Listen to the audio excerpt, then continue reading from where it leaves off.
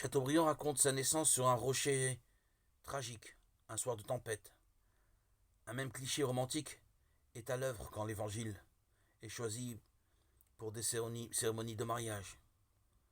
Les jeunes fiancés se voient d'abord debout dans la tornade, arc-boutés l'un contre l'autre, résistant invinciblement aux éléments, déchaînés contre eux.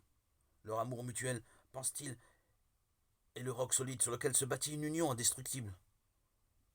Touchante naïveté, cinéma. Ce qui rend indissoluble le mariage, ce n'est pas plus les sentiments amoureux que le choix du traiteur ou le prix de la bague. C'est le oui qui engage. La parole mise en pratique, la parole faite chair. Jésus, notre rocher.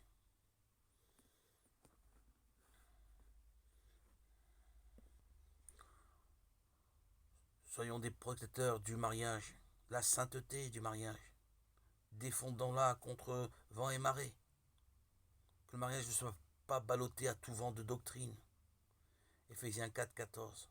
Emporté par des modes passagères.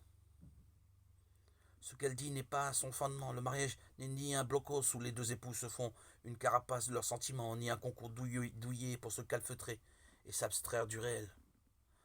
Ce qui fait tenir la maison, ce n'est ni son armature, ni ses blindages, ni son aménagement harmonieux et confortable.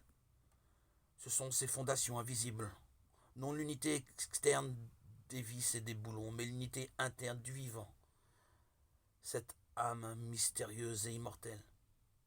Le mariage est soluble dans l'inattention aux choses divines.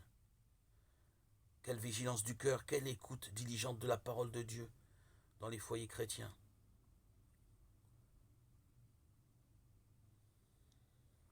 Restons souvent époux, épouses, fidèles à la lecture de la Bible.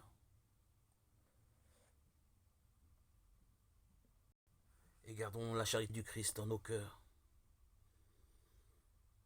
Restons dans ce commandement d'amour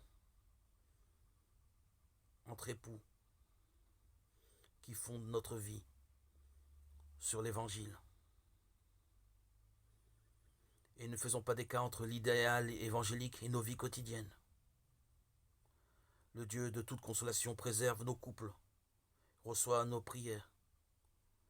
Donne-nous la joie de les voir exaucés toujours par Jésus-Christ, notre Seigneur.